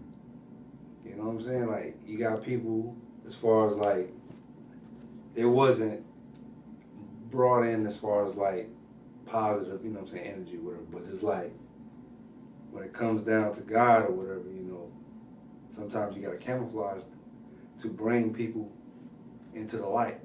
Go out into the wilderness type. You know what I'm saying? Into the word. Mm-hmm. And that's how it works, bro. It's like you got to. Like, I'm just gonna be honest with you, bro. Like, you know, being behind the scenes, doing certain things, you know, and seeing certain artists change what they did, it's like, I feel as though, like, damn, like, you know what I'm saying? Like, I'm doing my job, what I'm supposed to do. Right. Like, you know what I'm saying? I seen an artist one time I did artwork for. You know, he did all types of sinister music. And man got up probably in front of hundreds of people. And he was at one of these like a conference or whatever. And that man said it in hundreds of people. That man said, "My Lord and Savior is Jesus Christ, bro." Wow. That's real. And when he said that, I was like, you know what? I said, damn, I said, I'm doing my job. And that's what you do is real. And see, when you talk about dark members of 3 6 Mafia, that's part of what I talk about. Juicy J told me, keep that stuff out your nose. Who dark gonna tell you that? He could have easily said, you know what? Snort a lot, maybe you can rap better about it. That's true. Pimp hoes more, maybe you can do it better. Whoop a nigga ass, maybe you can rap about it better. He never told me that. Juicy, Man, nigga, shout I out to thank you Juicy for J, that. man. Hey, look, Nigga, I thank you for that. I got one more dark question, man, because for me, all of that stuff intrigues me because I come up in Memphis. I know a lot of stories that people don't know that I choose to keep to myself. You know what I'm saying? And it's an honor to talk to you who was signed to Hypnotize Mind, so I feel like you know the ins and outs. Right. My last dark question, bro. What, in your opinion, Rock, what is the most evil 3 6 Mafia song of all time? We're going to do multiple choice. We got A, Fucking With This Click off Mystic Styles. Mm-hmm. We got Sweet Robbery. Shit, either you can do one off Mystic Styles or the one off the Paul mixtape. Or you can go Now I'm High, Really High. A, B, or C? I'm gonna go C. Man, why you say that one, bro? Because I got personal experiences about Now I'm High. Okay, before I got with 3 6 Mafia, I told you I used to study their music because I love their beats. Any great producer with great beats, nigga, I was rapping to your shit. And 3 6 Mafia was one of them ones. But Now I'm High, it's a song I never really wanted to rap to. I never wrote a verse to. But I used to study the song. I don't know why. Because I ain't never get shit from studying the motherfucker, but studying it. Like I'm saying, I never wrote anything to it. But I really love the song. Everybody know Player Fly was on the song. But one day, one of my partners, it was a group of guys. Say, like back then you had cliques. You had in-house, you know what I'm saying? People that you wanted to be with. So the in-house clique of niggas who I felt like I wanted to be down with, one of my niggas stepped to me and said, man, don't you know them niggas be snorting to this song? And I'm like, huh? they be snouting to the song. And it turned me off. But look, me and DJ Paul had a conflict of interest one day about some music. Because he was the one told me, say, snout it on up, on fire on up. And I said, Paul, I don't snout. He was like, nigga, you gonna sell a whole bunch of records. Don't worry about it. Fuck that. You know, so I'm telling that nigga one day, niggas in Atlanta don't snout, nigga. DJ Paul looked at me and said, almost like, nigga, you don't even know your own territory. So when my partner stepped to me and said, hey, them niggas be snouting like fuck to this song, I realized what DJ Paul told me was true. Now I'm high, really high. Triple six. That song. Triple six, smoked out. Now I'm high, really high. Man, I'm about to Bro, growing up in Memphis playing that tape, for some reason, every time I would play that song, something would happen with my tape. Remember back That time shit ain't when that the tape was song like, ain't nothing to play with. Tapes like, Yeah, tape shoot all out the place that and shit. song and shit ain't nothing to play with. Y'all play that song right now on YouTube, and you're gonna see how dark that motherfucking song is. First of all, come on like this. Triple six, triple six, smoked out. Now I'm high, really high. Man, I'm up. Shout out to Gangsta Black, 'cause that's Gangsta Black on that. That shit hard as a fool, but It's hard though. it ain't nothing to play with. Ah man. You know what I'm saying? So like, even with the dark sound, I'll be real. When I beefed with 3 6 Mafia for years, I wanted to brighten my sound. You know what I'm saying? Part of the war was the light. I couldn't brighten my voice because my voice was gonna be dark. But I wanted to brighten the beats because that kind of shit, you know. But I understand y'all fans, y'all love that dark shit. You love dark beats, you know what I'm saying? You love hard 808s, you know, fast hi-hats. And I'm not discrediting your system. Cause look, like Bernie Mac said, I like it too. I like it too, motherfucker. That's why I can do it the way I do it. But I had to go back. I'm gonna be real. I just go back to the dark shit and just be as bright as I can be on the beats. But we're gonna go with Now I'm High on that shit. Okay. Well, let's turn the page, bro. We ain't really talk a lot about this person, man, but let's do it because I know how instrumental this person was in your life. That's my baby. How did you initially meet Gangsta Boo? I knew it. That's my baby. That's my baby. Rest in peace, Look, rest in peace, Lo. That's my baby. Gangsta Boo. I shouldn't say this, but for a long time I had a crush on you. But see, look, this is my big sister. I'm 16. She 18. You know what I'm saying? She used to pick me up. Like, I remember first night I did Bullet with Your Name on it. That was the first night I met her. She had on these white booty shorts. I still remember the shit like on some crazy shit like, oh my God, that's Gangsta Boo. Like, for real. But, you know, you really into the rap, so I wasn't even on no shit like, I want to fuck Gangsta Boo. For y'all think that. Like, she dope as fuck. And when she first came in, they told her, shit, that's our new artist, T-Rock. She listened to Bullet with Your Name on it. They told her, he's 16. She was 18. She said, that's right, start him young. That was her words. Start him young. But, man, we used to hang out. She used to invite me to her house, you know what I'm saying? I used to spend a night over her house, smoke weed. She had me smoking weed like a motherfucker. Like, that motherfucker probably was the first motherfucker that had me smoking weed till I passed out. Gangsta Boo. She's the first motherfucker to let me hear the last motherfucker breathing. Tupac song. You know what I'm saying? He was dead at the time, but the album had just came out. She like, you heard that new Tupac? We ride in the Escalade. She like, nigga, let me let you hear something. Fire this shit up. You know what I'm saying? We ride. She bumping Last Motherfucker Breathing, which is one of my favorite Tupac songs ever. She's instrumental in me losing my virginity. Wow. So, check it out. That's why I said, like, I love Lo. I love Lo. But Lo was always out of my league as far as me thinking like that. So I never tried Lo. You know what I'm saying? And I'm glad I did, because she was a sister. And some motherfuckers, I'm going to keep it real. It's better to just keep shit protocol sometimes. But all right, this how the shit happened. She was already trying to hook me up with one of her homegirls. Homegirl ain't want to fuck with me. So I met this chick one night, and you know, we was headed to a show. We was doing 3-6 Mafia show. And the chick, I was like, hey, you know, I'm on some ATL friendly shit. Hey, what's up, Miss Lady? Whoop-de-whoop. The bitch just kept walking. I was like, well, fuck you, bitch. When I said that shit on some NWA shit, the bitch turned around like, well, what do you want to do? And so, T-Love and all them niggas, they like, nigga, get out, nigga, now she ready. I'm like, huh? That worked? Because really, I ain't think that shit would work.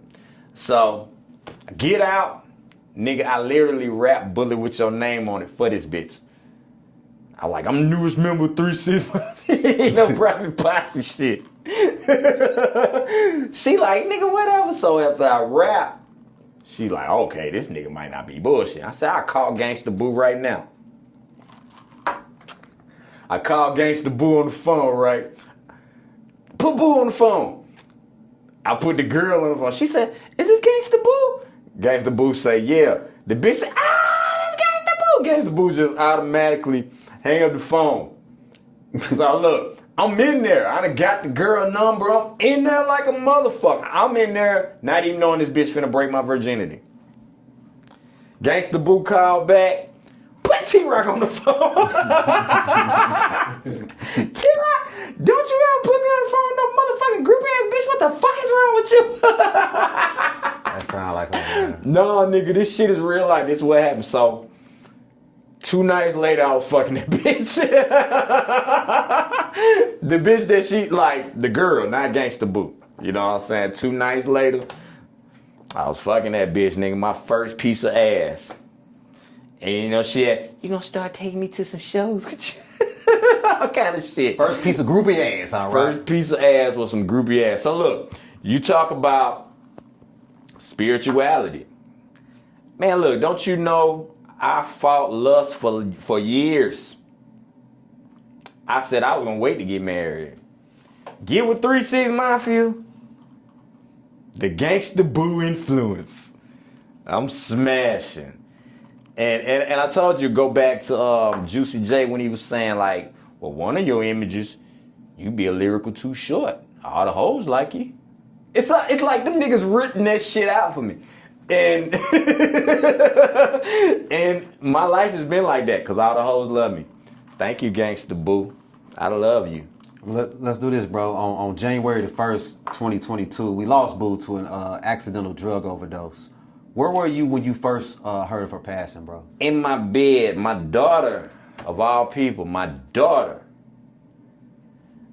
told my baby mama, if I'm not mistaken. My baby mama told my mama. And my mama told me. And I couldn't believe it. I'll be real. I couldn't believe it because honestly, me and Boo wasn't on good terms when she died. A lot of people don't know this. But we wasn't on good terms. And man, I just wish I could have reconnected with her and got on good terms. I cried like hell. You know what I'm saying? And I still cry about it. I love that girl. And I'm going to say this, and please don't take this in an ugly way, DJ Paul, but I'm going to say this. He paid for a funeral. And, you know, there's a lot of backlash when it happened. And his thing was like, look, y'all don't know the girl I created. I paid for a funeral. Y'all saying show up, but y'all don't know about the girl I created. Number one, God created that. As good as great as you are, God created Lola. God created Lola Mitchell.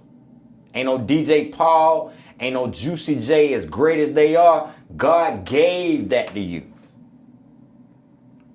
And I want you to know this. And I want the whole world to know this. God gave that to you. And don't you ever forget it. She's a jewel. And I ain't done. She's a jewel. Me and her wasn't good on terms. But in heart, I love her. And you should do the same. The world love her. So don't play a facade about money, about, you know, some shit you say you created that you know God created. But I understand the heartbreak too. I understand the heartbreak because you lost her too. I lost her, but you lost her too. Crazy thing, before she passed, man, me and her was super cool, right? And I actually got an unreleased Gangsta Boo interview that she told me never to release when I was working for Hip Hop I Weekly remember magazine. you told me that. And I never released it, you know. But right before she passed, bro, she hit me up like, Mafi, I just want to thank you for just always believing in me, man. I thought it was so weird. I'm like, what? Say, thank you for always believing me, man. I really appreciate you, Mafi. Probably like 48 hours, she was gone, man. Fucked me up. Fucked me up. And shout out to the chat, man. 'Cause I know that's like her best friend messed her up as well, man. Mm-hmm. Let me ask you this, man. Shout out to Chat too. Yeah, shout out to look, Chat. We love Chat. I love you too, Chat. I love you too. Chat, you priceless. Let's just say that. Lil' Chat, you priceless. Who were you the closest with out the whole group? Out of everybody. We didn't even bring up Lord. Or who out of all the members, who were you the closest with behind the music? I never thought about that. That's a good question. I would want to say MC Mac. You know what I'm saying? Because of the camaraderie. I know he's not a technical 3-6 Mafia member. So let's go 3-6 Mafia. If you want to go 3-6 Mafia, this is the thing. I want to say Lord Infamous. But, you know, before us linking back up, when I got jumped by 3-6 Mafia, Lord Infamous was the main motherfucker throwing them hand things. I still remember he said, "This shit real, nigga. This shit real." Hold on, Rock. Slow up, Rock. We're gonna get to that next. This shit real, nigga. This shit real, nigga. So you was the closest with This Lord. shit real, nigga. And look, this the crazy shit though. When we did Blood Money, our album together, I hadn't seen the nigga. That nigga grabbed me from out like, "Oh boy, I love you, nigga. I love you." So I would have to say Lord Infamous. And look, before, like, okay, as I get in depth, when me and Lord Infamous was in 3-6 Mafia together, we never really hung. Not like that. We used to joan. Look, we used to joan like fuck. One day the nigga got me. You see me with the slick back, right? So I was joning the nigga. And the nigga told me, "Fuck you, nigga," to this day. That nigga said, "T-Rock, you like a sweet old lady." With that motherfucking slick back, nigga. The nigga got me, nigga. I can't remember what I was getting his ass. And that nigga said that shit. I said, "Nigga, fuck you, nigga." But we was tight like that. So one day, the nigga was like, "Hey, nigga, we need to write raps together. I want to pull up on you. You know what I'm saying? Let's start smoking and just writing together." But see, at that time, them niggas was telling me don't hang with them niggas like that. DJ Paul and Juicy was saying don't hang with Boo, Crunchy, and Lord like that. But shit, I was ready to do it. We never got a chance to do it, but we did do it with the future albums. Now Crunchy, let's talk about Crunchy Black. When I was living there, the first motherfucker who used to always pull up on me was Crunchy Black. That was when he had the Regal. So like, you got the song where he said, "I can't trust my G's, what my G's done to me. Bust out my window and wrote GGD all over my car. Nigga, you know who I am. Rat-tat-tat is my label. Putting bodies in bags, bodies in bags." I know he said GGD. That means GDs did it. He a GD, but the GDs bust out his window in his Regal. But that nigga used to come see me in the projects. Smoke weed with me every day. Shout out to Crunchy, that's my nigga. So it could be him. And look, what's crazy, I ain't seen that nigga since I got jumped. But I love you too, nigga. I love you too. I ain't mad at you. But that nigga used to pull up on me and smoke weed with me every day. Every day. Then, of course, me and Gangsta Boo. So like Crunchy Black and Gangsta Boo was my side highs. Lord Infamous became my side high in the end. So I mean, and I stayed with DJ Paul. Legendary shit you're saying. You know what I'm saying? And Juicy J pulled me in. Who's the best? You know, and I'm gonna say this. Sometimes in life, we look at all the neglect and all the bullshit that niggas did to us, and we forget to love. So I'm gonna say this. Thank you, niggas, for the love. So look here, Rock. Somewhere something went wrong. You know what I'm saying? Tell us about how you were at work one day and you heard them, you say they was dissing you on the radio? Yeah. What brought that on, bro? So check it out. That's what brought the war. Like I heard DJ Paul have interviews say, I don't know what flipped T-Rock out. You know, he just flipped out one day and he got his ass handed to him. That's not the truth.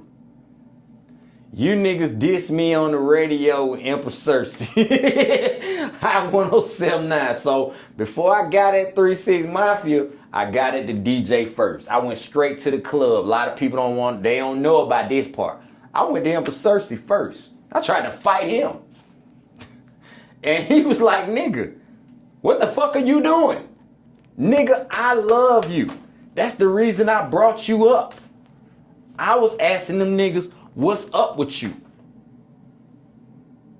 And they shifted that shit left field. And that nigga let me rap at the club that night. I never forget. But I'm at Captain D's.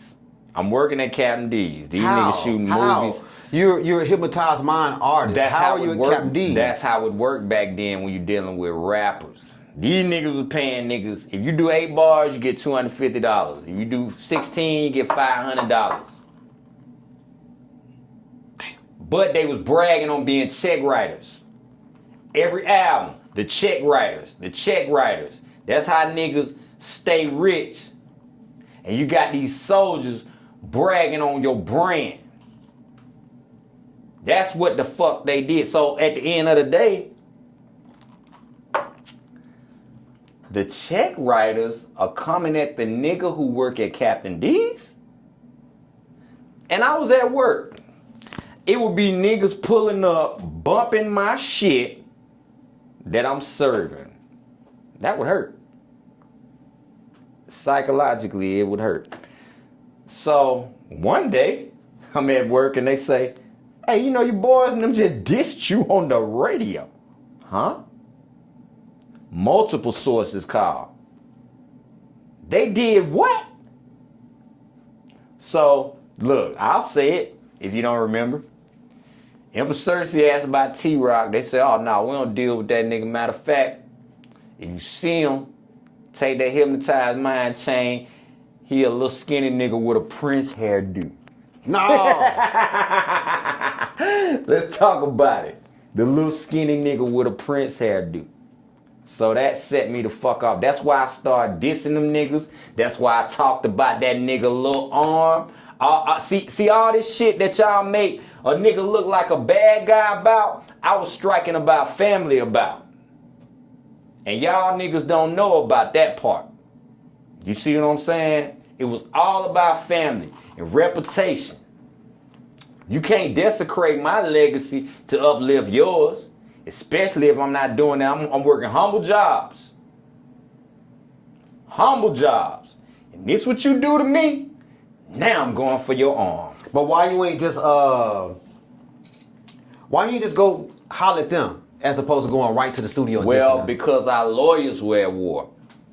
They lawyer was sending me notes. So like before in the midst of them doing this, they lawyer sending me shit telling me I need to go back and record. Conspiracy theory out. You see what I'm saying? We riding now. So they take the field to diss me. So I'm like, I'm just a little nigga. You see what I'm saying? That's how I view myself. I'm just a little nigga. What is the mob coming at a little nigga for?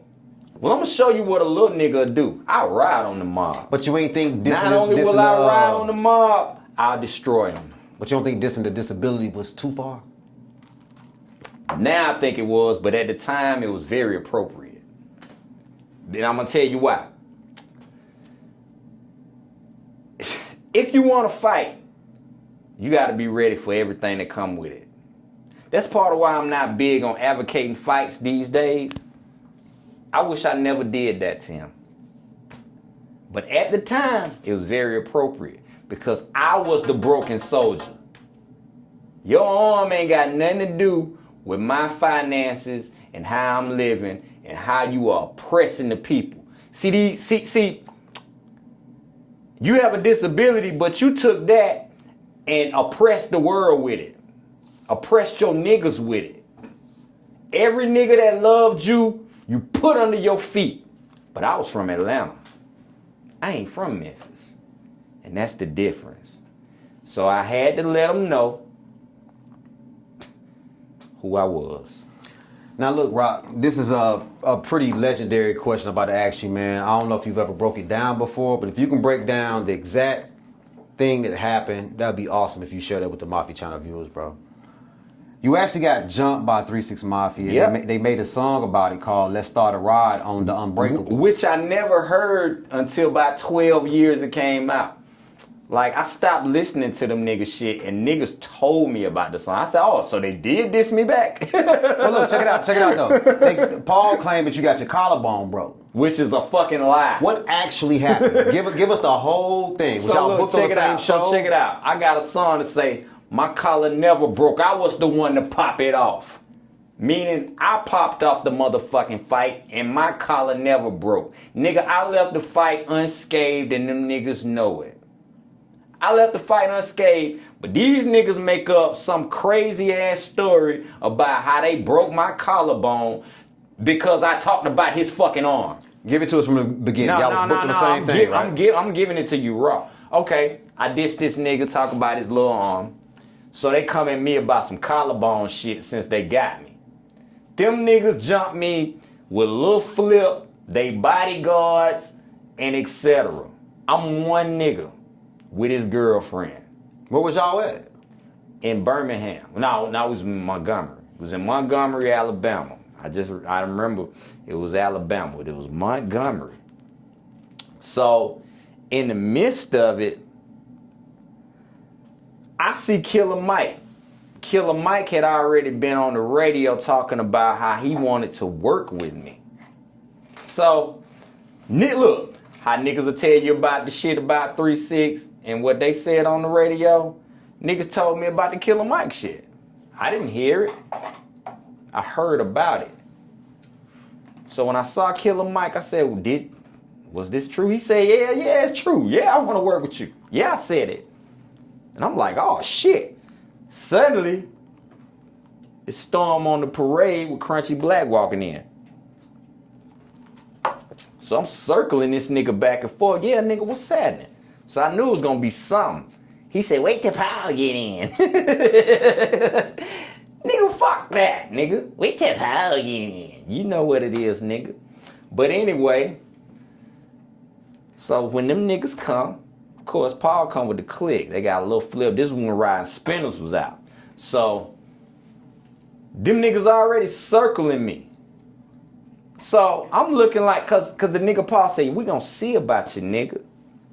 So at this time, I'm thinking, these niggas think I won't pop off what the fuck I said on my records because they deep. I know I'ma lose, but I'm going down swinging. So the diss song was already out by the end? It was already out. Okay. So this time, I'm like, nigga, fuck you, fuck DJ Small Arm, and fuck 3-6. No! Yeah, nigga. And Juicy J ran at me like, he was the first one to run. So yeah, niggas jumped me, long story short. You know what I'm saying? What role did Lord Infamous play in that? He got off too? Nah, he was the main one. This why I love Lord.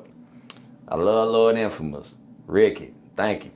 A lot of people don't know that Ricky wanted me on the Mafia 6 record. He was pushing to get me on it. DJ Paul said no, which I'm not mad at. You know what I'm saying? But Ricky was like, nigga, this shit real, nigga. This shit real. He was the main one on me, nigga, when they got me down. This shit real, nigga. This shit real, nigga. But as real as it was, when he fell out with him, I was the first one he came back and got. And we made songs. Then after we did the songs, we came up with a real group called Blood Money. And which we was gonna do Blood Money too. But the Mafia 6 came first. And I even told him, you better do that. But he tried to get me on it. Salute. Let me ask you something you told me a long time ago. I'm like, is that a fact? Hey, bro, is it true that the only other person that has more albums than you is James Brown? Yeah. How you come to that? I did research. I'm not disputing it. I'm just saying, like... I did research. Well, what it is, I rap every day. You do? You know, I dropped out of high school to do this. I don't have a college education, you know what I'm saying? I really went in full throttle. They say, you know the old cliche, don't put all your eggs in one basket. Well, damn it, I did. I put it all in one basket. And I rap every day. So I didn't just, one day I'm just gonna have a whole bunch of albums. One day I looked up, I realized I had more albums than almost every artist in the industry. I didn't look at record sales, I looked at work ethic. Some of you today, you need to stop looking at your paycheck and look at work ethic. Look at what God blesses you to do for the people. Because service is underrated. See, riches, when you get rich, it's like you a God. But that ain't what God said. The one who should have been served, which was Christ, came to serve. So when I looked at my record sales one day, I realized I got more albums than all these niggas. Not only that, I done sold over 1 million records. I got more albums than all these niggas, and I sold over 1 million records. So then, first it was Nina Simone. It wasn't even James Brown at first. I was looking at Nina Simone. They said Nina Simone had the most records. All right, I got to beat Nina Simone record. So I didn't think about how hot my records is. Once I saw a niche, I said, I'm finna get this bitch. You know what I'm saying? And I just kept making records. And I said, you know what? None of my shit is bullshit. Just do it from the heart. From here forget all that. You need to be an image of this. You need to be an image of that. Nigga, you got all the game here and you got all the game there. You understand? So now just kick it. So what I started doing, I just started making records. So first, I would do cameos, right? Because I ain't have a job. And I vowed to God that I would never sell dope and pimp hoes again. So I just did features, full time. 1 year I did over 100 features, plus records of my own. That's how the work ethic, after that year, it was over. How many albums do you have to date? I don't know. Damn. But I will tell you this, I got 12 new ones in the vault. That's crazy, Rob. And I'm doing publishing papers on all the old albums every day. Every day I come home, after grinding, I'm publishing old records. So that's part of the reason you're not hearing the new records as fast, because I'm catching up on all the old shit. See, let me tell you something. My lawyer told me years ago, don't sign with 3-6 Mafia because the publishing deal is bad. Really, she said the whole record deal was bad. But she said, if you're going to sign, at least let me fight for your publishing. See, publishing, that shit was some Houghton Mifflin shit to me. You remember the books when we were in school? That's about as far as it went. My lawyer was breaking it down before Michael Jackson and Paul McCartney. You see the Michael Jackson and Paul McCartney fallout over publishing, and you understand what your lawyer was saying is prevalent. Now, I'm acquiring all these publishing royalties that I never knew existed. Not only that, I never had any artists sign over any of their publishing because I remember what my lawyer said. I didn't know how big it was, but I wanted to give it to the artists. So I made it a point to have them not sign their publishing. Let me ask you this respectfully, dog. You know what I'm saying? Why do you feel like you aren't as large as T.I. or Future when you know you can wrap circles around these niggas? Shit like what I just told you. Having niggas not sign their publishing. You know what I'm saying? Having niggas not sign their rights under you. See, when you own niggas by the pen, it looks like they just want to fuck with you. You see what I'm saying? It look like they love you. Not knowing that there's a pen that controls their every action. When you own by the pen off, tell the world you love me. And you can hate that motherfucker like a motherfucker. You know what I'm saying? Like, so I think it is reasons like that, not to discredit any artist. First off, T.I., Future, all them niggas is dope.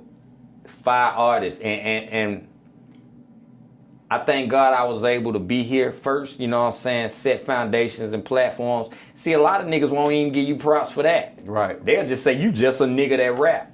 You ain't set no foundation, no platform for me. So it's an ego business. Number one, this is an ego business. And we gonna have to bring some humility back in this motherfucker. If y'all want the integrity of this game to thrive and survive, you have to bring integrity and love back. So first off, love to those artists. I love y'all shit.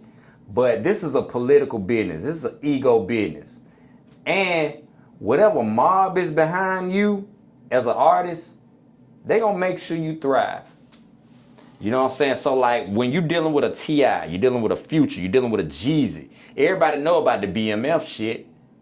You know what I'm saying? And that's no discredit to Jeezy's skills, but we know how the mob work. Let's just be real. I know 100 great MCs. Nigga, I had my whole hood rapping. You understand? Not only did I have my whole hood rapping, I put damn near every nigga album out. I put groups out, I put albums out, but it was under a common man's budget. A common man who chose to walk away from the dope game. So when you up against niggas who money thrive from the dope game, and your shit only thrive from talent, love, and faith from God, understand there will be a war. How different do you think your life would have been if you just stayed with Paul and Juicy? Sometimes I think about it. You made a quote earlier. You called me a renegade. Maybe I can't remember, but I embrace that because it's true. Sometimes I think if I were not the renegade, if I just listened, what would it be? But I will tell you this, I wouldn't be me. And I had to learn that. The regrets you have in life, give them to God. Because he ordered your path the whole time. See, we want to regret shit, but guess what? You'll never get it back. You'll never get it back. What you do get is a brand new day and a brand new understanding of what's happening to you. That is a blessing. You get a brand new day and a brand new understanding. So yeah, I used to regret it. I used to wonder, like, what if I were just obedient? Because now, I'll be honest, you know, I have kids now, you know what I'm saying? Every man will love the love of a woman, you know what I'm saying? I had the love of multiple women. But I understand, what if I put all my power under the hands of the Most High God? And what if when he said, obey, I obeyed. See, you're not obeying man. So when I think about the DJ Paul thing, I have to look at it from the Juicy J thing. I have to look at it from a divine level. What have you obeyed? Because if I obeyed, it would be for purpose. It ain't because I want to get high. It ain't because I like these niggas. It's for a motive. It's to sell records. It is to get over. The same thing that they are doing now. So I'm not upset because I understand how God sometimes, he'll separate you because he know what'll come. You think you finna thrive and your destruction will be on the way. So when I think about the 3-6 Mafia situation, I know where my heart was at. You listen to my records, you can see my heart was totally away from that shit. As gangster it is, it still was not that. So it never would have worked. My last question about 3-6 Mafia, bro. What was your favorite 3-6 Mafia album that you were on? You was on some classics, Rock. We gonna bump you when we leave this motherfucker. Well, I want to say Hypnotized Camp Posse. That shit was hard, dog. And it wasn't no 3-6 Mafia album, but it was the album where they actually gave me a chance. I felt like all right, look, we believe in his talent. We're going to see what he can do. You know what I'm saying? And it was even reviews from that album where people were saying how I shined above other artists. And it's not even about that, but I knew that's what I came to do. I came to rap. I didn't come to outshine anybody. I came to love everybody, but I came to rap. I always and tell people, if y'all niggas ain't come to rap, then take y'all ass home. You were their Lil Wayne. That's what I thought. If they were Cash Money, to me, you were their Lil Wayne. But they didn't treat me that way. Yeah, I was. See how Lil Wayne got treated, pushed at the forefront, and I got pushed all the way to the back. You know, so on some lyrical shit. That's how I feel. I got pushed to the back, he got pushed to the forefront. But look at this too. Let's talk about Lil Wayne. His CEOs ain't want to rap. My CEOs wanted to rap. To this day, my CEOs want to rap. So they will always pass up greater MCs. A nigga like Baby, a nigga like P, he ain't gonna pass up a greater MC because he gonna let the MC shine. He gonna let the MC rap. Your K-Rocks, your Scarecrows. I ain't gotta talk about no T-Rock. Your Gangsta Boos, your Indo G's, your Gangsta Blacks. Where the fuck they at? My CEOs wanted to rap. Let me ask you this, man. Moving forward to 2026, man. Why you never did a goddamn podcast, bro? Cause I was waiting on you. Then why I ain't did it. I was waiting on you. We finna do it. Well, you come to the right place, man. Why don't you tell the people what we got in store, man? We'll probably go ahead and get you over to the on the media side of things. You done out rap everybody, dog. We know you got that. But what can you do in the media space, man? What would you like to do if you had a media lane? Man, I got stories to tell. I got multiple stories to tell. Now, I would like to do like some Rap City shit, you know what I'm saying? Where we can just put a platform on artists or entrepreneurs. It doesn't have to be an artist every time, and tell dynamic stories about real, you know what I'm saying? And give back, because what you're dealing with now is algorithm. And algorithm, the riches of algorithm comes with a lot of negativity, but positivity comes with it as well. It's all about what you push and how you push it. So I would like to push positive black shit. I know that sounds ugly, don't it? Positive black shit. Positive black shit, nigga. Positive black shit. But look, white folks, y'all welcome too. I love you too. But I would like to push a positive black narrative, because it's an ugly narrative going around like niggas is just full of bullshit. And all the love, all the faith, all the prayer, all the money you make, we created that. Our God put it in us to create it. And our God is your God. Let's close it out with this here, bro. I saw some online the other day, man. They asked this young nigga, man, hey, man, give me your top 5 Memphis rappers, man. That nigga started with Glorilla. Shout out to Glow and shout out to North Memphis. You told me. But come on, big dog. I'm asking legendary T-Rock. T-Rock, give me your top 5 Memphis rappers, bro. What you got? Top 5. Before I say this, I want to talk about a Memphis artist, a female named Lil Q.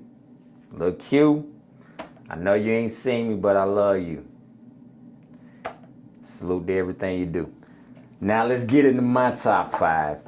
This gonna be tough, but I gotta start with Kingpin, Skinny Pimp. Hell yeah, why not? That's my favorite. What you talking about? Look, on my new album, I got a line. I say, Skinny Pimp raised me. That nigga raised us. Like, Skinny Pimp raised me. So, I'm gonna start with Skinny Pimp. I don't want to leave any artists out. I don't want to make my list biased, but it's gonna be because it's about who raised me. And see, when you make your list, I guess it's about who raises you. But look, my list can be improved too. But I'm gonna start with Skinny Pimp, and I'm gonna say 8 Ball and MJG. That's 3. We almost there, ain't we? Ooh. It's getting real. Skinny Pimp, 8 Ball, MJG.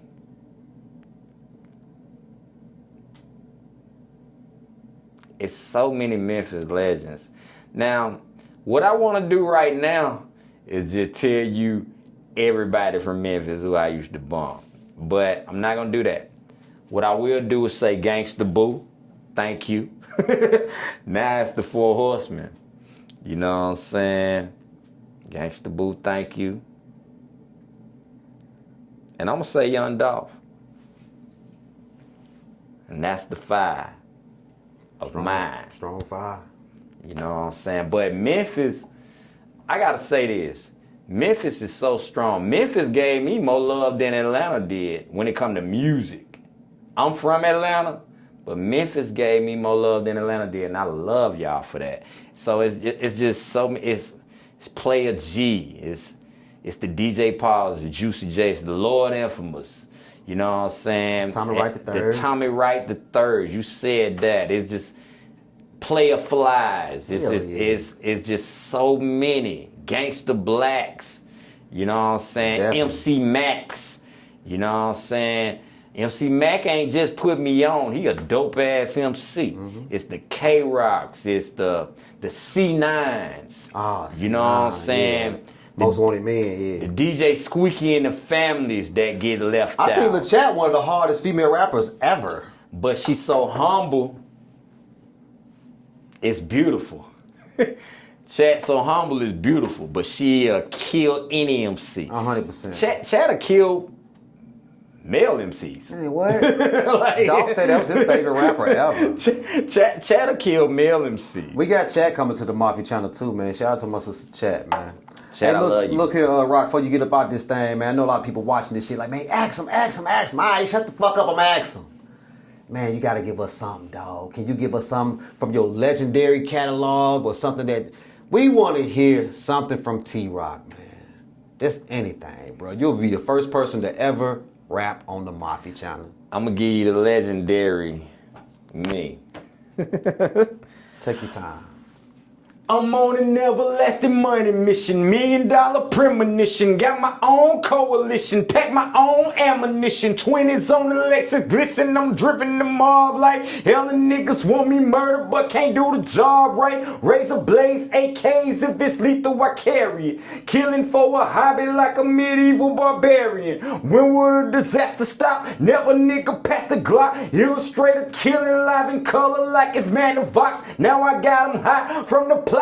Put the Glock on lock. Set up shop with over $50,000 worth of rocks. Ammunition, copper pack to pop. I'll even shoot at cops. Stash away the heat, then retreat in my drop top. Mind your own business, altogether. Make your clock stop. 187 from the west and get your fucking block mopped. You gon' have to tangle with an Area 5 enterprise built for making money off this shit to stay the fuck alive. Hey man, you have now been tuned into the Mafi channel, man.